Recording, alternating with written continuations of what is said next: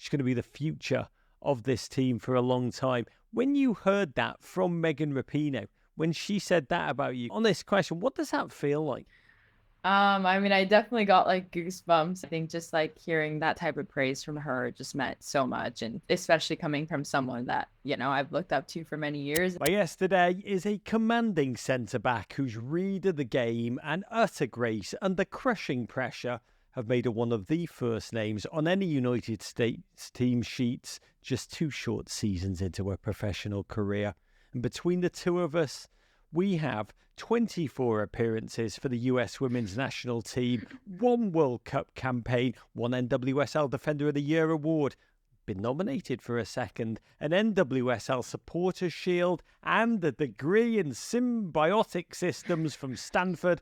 And I won't embarrass us by telling you who's who, but so many thanks to the GFOPs at Allstate for making this conversation happen. Allstate, you're in good hands. Same as with my guest, who is the best thing out of San Jose, California since, well, the iPhone, ahead of the semi-finals of the 2023 NWSL playoffs, which are all weekend, and I cannot wait. Presented by Bud Light from your San Diego Wave.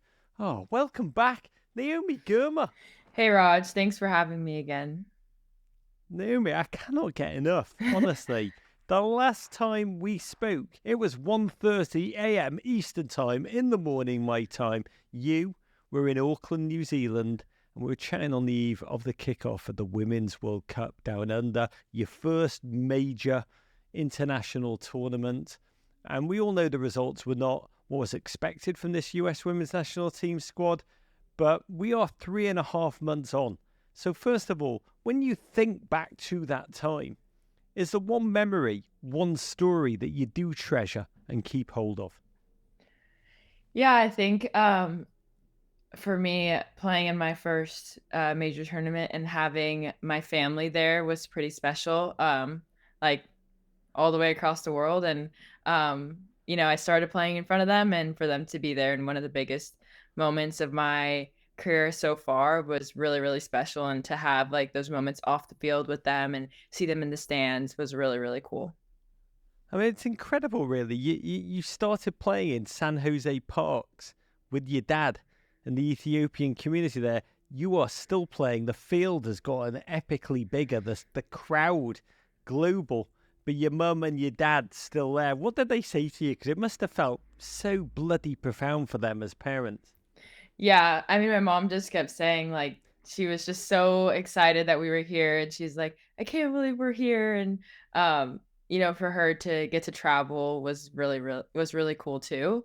Same with my brother. So I think we were all just like soaking it in and grateful to be there together. What was your major learning from that 4-game experience, other than that a listener should unquestionably be the United States full-time penalty taker? um, yes, definitely that. And yeah, I think just going into a major tournament there, it's like different from going into a camp with where you play opponents like twice in a row. It's like very much like you play an opponent and the next one's usually very different. So I think it has to be like a quick turnaround in between games, and you have to debrief quickly and learn quickly, but then also like move on and go to the next game and fully focus on preparing for that. So I think that's definitely a takeaway that I will have with me going into the next tournament. But yeah, I think overall we just need to focus on results, and I think that's been a big focus for the team now. And I think we're really just like wanting to put one foot in front of the other and move forward and look to the Olympics. You talk about like lessons learned. What was the major lesson that you took from that experience? Um, I think just like the team and the connection of the team and how important that is. And I do think there was a lot good there, but stuff that we could also improve. So I think as a group, we're just focused on these next camps and continuing to move forward, like tactically, technically, everything. Yeah. Serious question. What is it like when you come home after such a shattering exit, shattering in the form, the agony of the penalty shootout. How long did it take you to recover personally? I think, yeah, it's like it's obviously very disappointing to leave a tournament early, and like the losing in PKs is really hard. And I took some time just like to get back. Obviously, we were like in the middle of NWSL season, so you want to like take time to like feel recovered and feel like mentally ready to get back into it.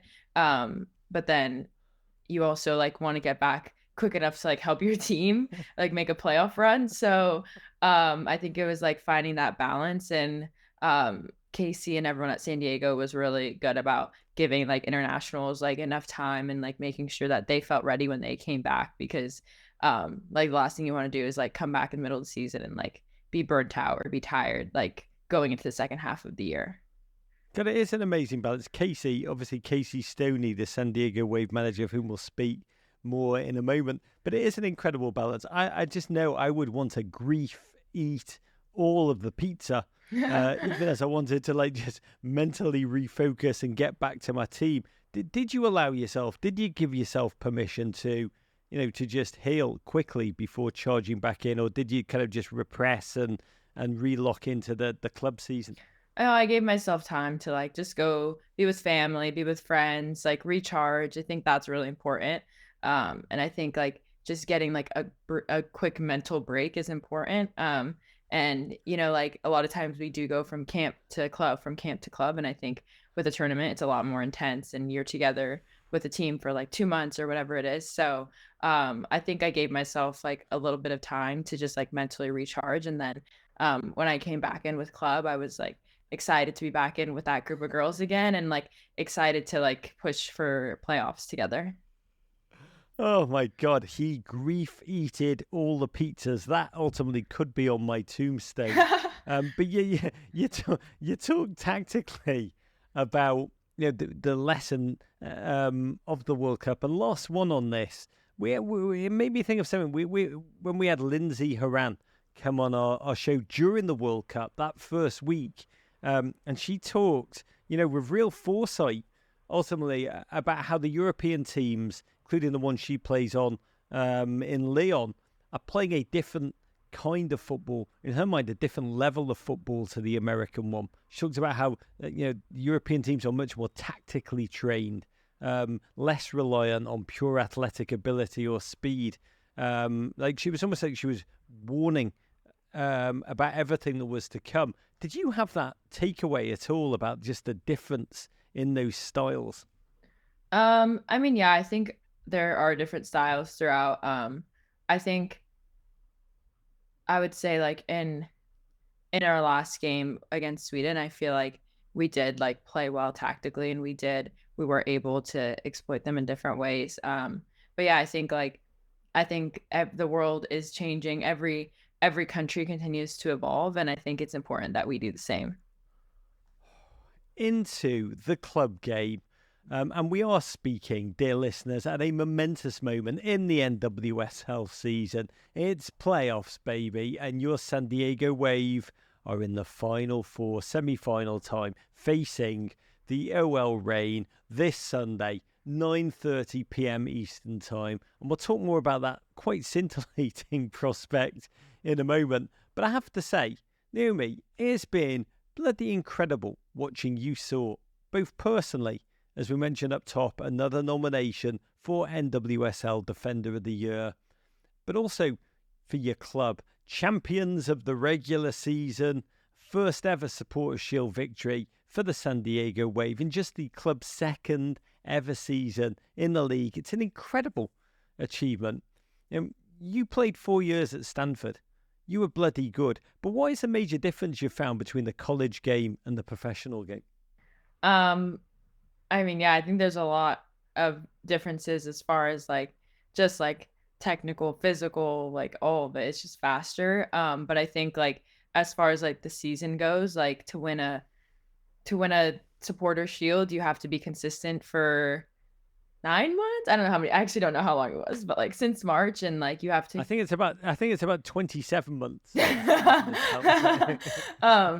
But yeah, just like that consistency, that focus week in and week out is so important. And obviously every game is so challenging, and you need to get as many points as you can out of every game. And I think in college it's so much shorter that like it's easier to stay focused for that amount of time. So just that like commitment to recovery, everything is so important in the professional game. And I think like to be able to get results at the end of the year, you have to like continue feeling like excited, fueled, like intense, and ready to go for every game. So yeah, I mean, it's a longer season, and I think the level's faster, it's more intense, it's more challenging, and I think that's what makes it so fun. How do you feel you've evolved as a player in the 2 years since you turned pro? I mean, hopefully in a lot of ways. I think just like as a leader, like finding my voice, and being like pushed to like, do that so early in my career, I think really helped me feel comfortable and confident doing it both at San Diego and with the national team. And then I think just like defensively, like playing against top forwards, like every game, you have to just be be in the right position, make sure that you're reading the game well. As a back line, you're always like on and swinging or stepping, dropping, whatever it is. So I think just like really honing into those little details, and like you mentioned, like Casey Stoney has been a big part of that for me too. We will talk more about the great Casey Stoney, whom I admire so bloody much, in a moment. But it's been magnificent to watch. Her wave, your wave, storm this league, winning the Supporters' Shield on the final day of regular NWSL play in front of a delirious home crowd. 2-0 win over Racing Louisville. This season, I mean, it has been an amazing atmosphere there. You watch it, you want to jump through the television set, 15,000, 20,000 plus at Snapdragon Stadium. And the sparkling football that has ensued does seem like the perfect balance of your veterans like Alex Morgan, young talent like yourself and Jaden Shaw. What's going so well from your perspective? Can you give us some insight into how such a well-oiled machine has come together so quickly, gelled, delivered glory, really within the blink of an eye? Yeah, I think I think we have a good leadership, good staff that just create a culture where I think everyone feels valued and feels like they're contributing to the team. And I think that's really important. Like I said, with the season being so long, and just like in any training week, like every person on a team is so important. Whether you're playing or not playing, whatever it is, I think just everyone having that mindset that they're contributing to help the team get results. I think like having that culture just creates like a good vibe for us, like in the locker room and off the field. And I think that really translates on the field too. I never asked you this, but a Wave star player when you joined, and still is, it's Alex Morgan, obviously a living, breathing icon who walks amongst us. What was it like walking into Wave training that first day? Your first day as a professional bloody footballer, and then having to defend against Alex Morgan. Can you take us inside that moment, your mindset? Are you like, here's where I show you all how locked down good I am, world? Or are you like, a bit scared? I think when I first met her, I was like, oh my God. And then it's so intimidating. Yeah. And then I think when I was playing against her, it was just like, it's just such a good opportunity, I think, to like be able to train against one of the best day in and day out. And I think like she does a good job. She'll be like, oh, it's harder for me when you do this. And I'll give me like little pointers too. Cause like, I mean, ultimately we want to win together. So I think, she's been great at Wave, and I think she's done a good job of leading us this year, and just like really like helping everyone on the team. I've always wondered that if when the striker gives the young rookie defender tips, it's harder for me if you do this, whether she's really feeding you truth or she's actually giving you phone info. She's like really good in those training videos. Yeah. Got you again, Girma. She's like, it's hard when you let me shoot with my left foot. It's much harder when you stand with your legs really Yeah. right together, so I can just make you every bloody time when the social video editor's right there with the camera. Your head coach at San Diego Wave, it's time to talk about it. Casey Stoney, a legend of the game, straight out of Essex. In her playing days, she started at Arsenal, Chelsea, Liverpool, as well as for England and Team GB, where she captained the team in a Home Olympics in London 2012. She was a world-class centre-back in her playing days. Give us a sense, first of all, what she's like as a manager. You know, anyone that knows her knows few managers love more to sit on a water cooler. But how would you describe her from the inside?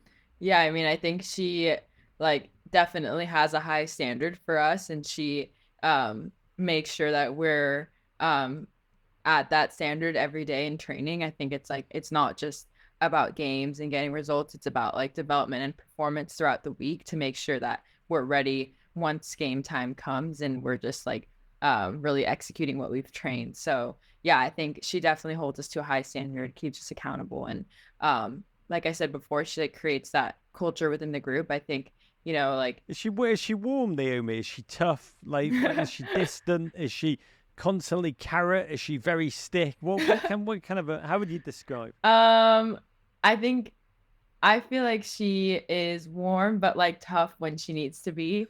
And I think like she will like hop into training and stuff with us, especially with the back line, and like she will like show us what when she's like making coaching points, she's like also showing us what she means. I think it makes it easier to learn. And yeah, I mean, I think yeah, I mean, I think she like as a player, like obviously knows what she liked or didn't like from a manager. And I think she definitely like uses that experience to help her when she's interacting and coaching us. God, that hopping into the back line is just genuinely magical. Because Casey Stoney, for those who don't know, dear listeners, was a centre back. You too, Naomi Girma, are a centre back. What is the most important black belt skill that she's passed on to you? I feel like a big one is footwork.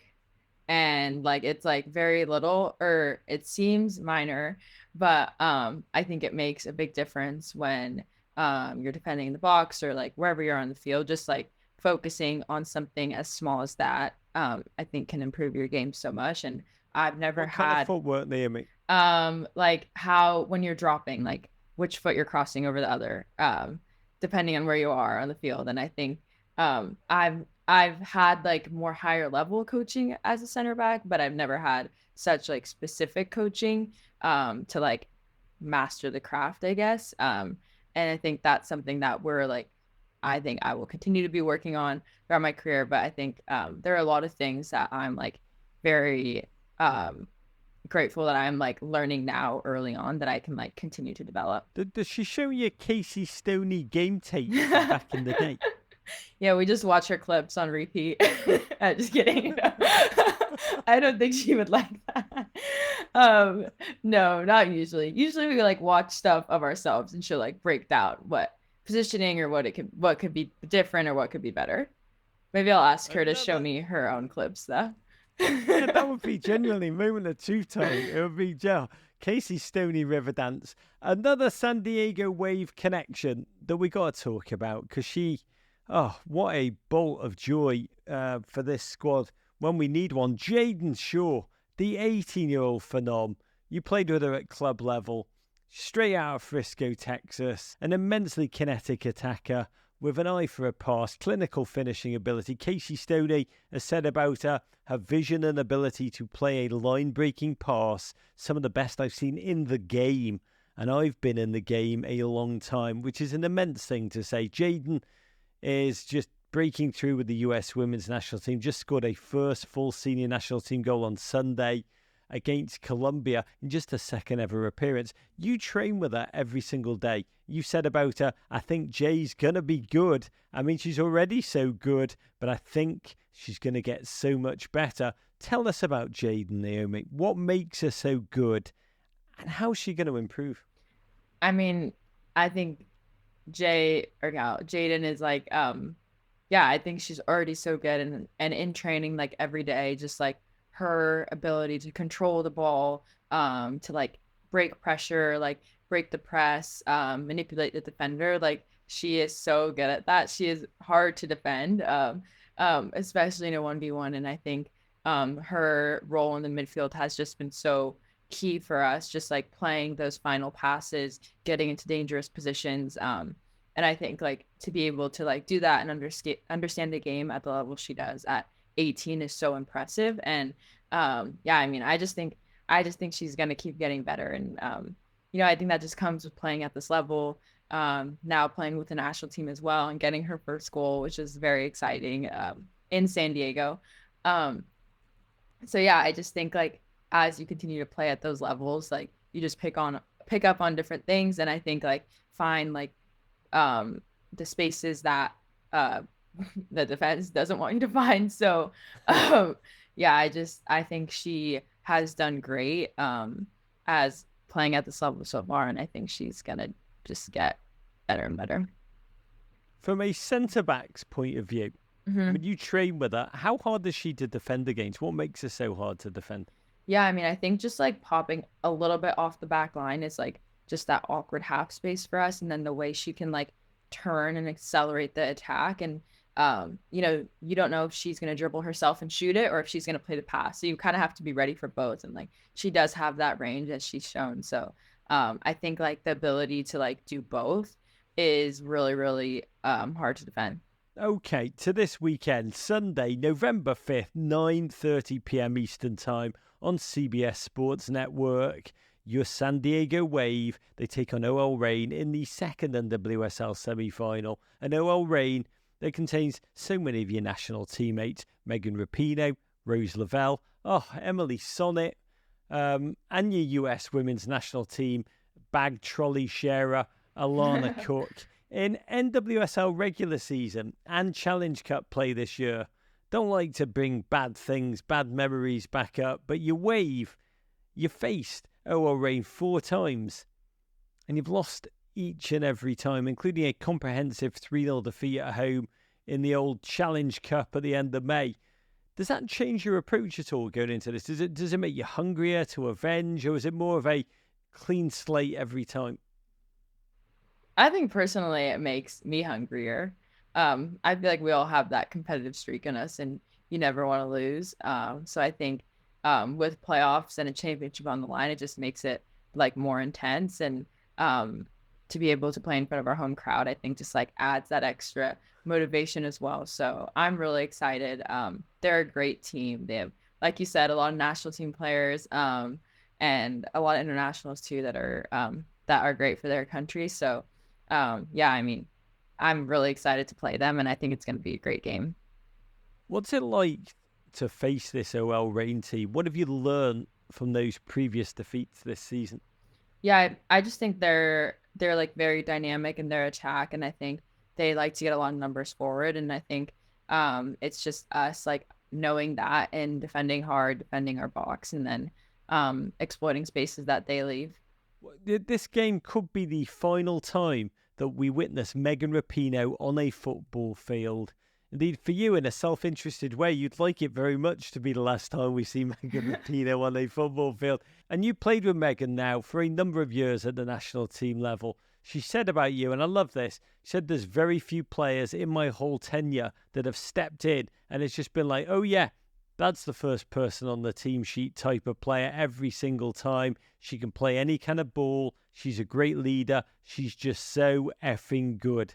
She's going to be the future of this team for a long time. When you heard that from Megan Rapinoe, when she said that about you, can you describe what that, genuinely, honest question, what does that feel like? I mean, I definitely got like goosebumps, and I was like, I mean, Pino is just a legend of the game, and she has, I mean, done so much, both on and off the field, and she's definitely someone that I look up to. And she was one of those people meeting like at camp that I was like very excited. So yeah, I think just like hearing that type of praise from her just meant so much, and especially coming from someone that I've looked up to for many years. And yeah, just like it's a good feeling. And I mean, I think playing with her like in her last game with the national team was like definitely a crazy moment last camp. And I'm just happy for her to like, for her to like come to terms and like feel like she's in the place to retire, and to just know that she has impacted so many players and people, including me, in a positive way, I think is just really special. What's one thing that you've learned from Megan, either on or off the field? Tell us the story of how you learnt it.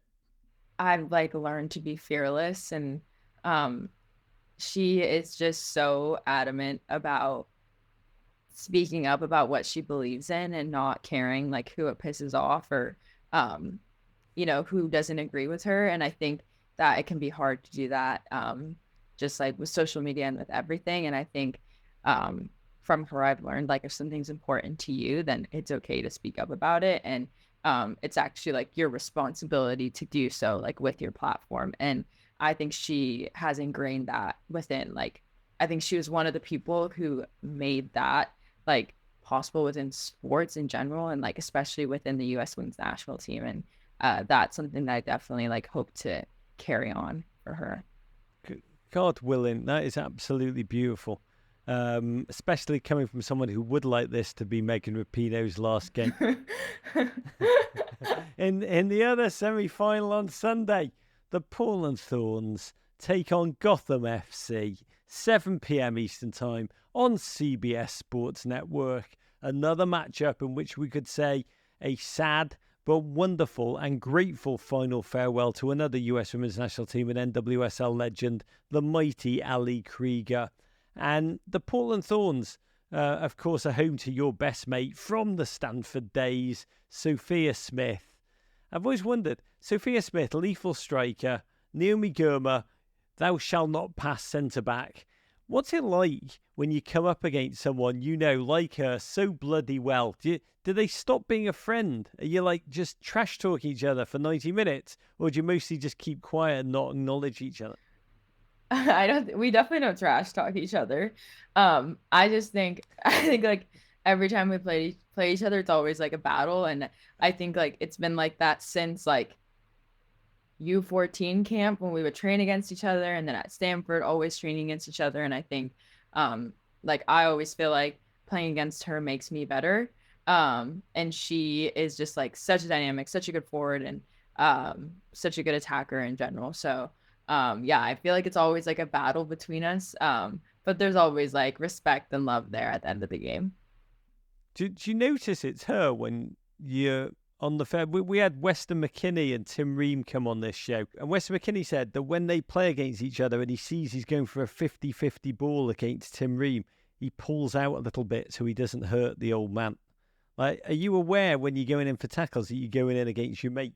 Yeah, I mean a little bit. I feel like I'm definitely aware when I'm defending her, because I know she's very quick. And I'm like, well, let me not get too close just in case she runs in behind. So I definitely know. I feel like I always know who I'm defending and like what kind of like what their strengths are, what they're looking to do, and then try to like take that away. But like, yeah, I mean, if you give Soph behind, she's gonna take it. So yeah. Last question for you, Naomi. People often see footballers' careers as a straight line, but you are proof that the best players in the world will experience true challenges, the World Cup exit, side by side with incredible highs, bringing the Supporters' Shield to the Wave this season. What lessons about life has this past 4 months taught you? And how have you grown from these experiences? Yeah, I mean, I just think it's important to stay present and like be grateful for where you're at, and not let the highs or the lows like dictate how you're feeling too much. I think like, yeah, like throughout a career there's going to be good moments, there's going to be bad moments. It's just what happens. And I think like trying to stay level through it all and like try to take away as much as you can from each thing, and yeah, like continue to get better. I think that's like the biggest takeaway from this year. And yeah, I mean, after the World Cup, I am like very happy to like have come back to San Diego, and for us to like have meshed well together and got the shield, and hopefully continue pushing for the championship. But I mean, which to learn more from? The agony of failure or just the delirium of victory? Which is the best teacher for you? I definitely think failure forces you to reflect more. I think it probably should be both, but I think when you are defeated, it forces you to look into what went wrong and what you could have done better, like as an individual and as a team. Are you a ruminator? Um, like, do I think about it a lot? Yeah. Yeah, I mean, I think I do, but also like sports, I feel like soccer doesn't allow you to think about it for so long because there is always something coming up next. And I am a little bit thankful for that as well, that there is always something coming up and there is always something to set your eyes on and focus on. So yeah, I think like there needs to be a healthy amount of, you know, dwelling, but not too much to where it affects your performances going forward. Healthy amount of dwelling. Naomi Girma, is a joy to be with you. I just wish you glory and wonder to you, to your family, to your San Diego Wave. Godspeed. Can't wait to watch Sunday. Thank you. I appreciate it, Raj. Courage.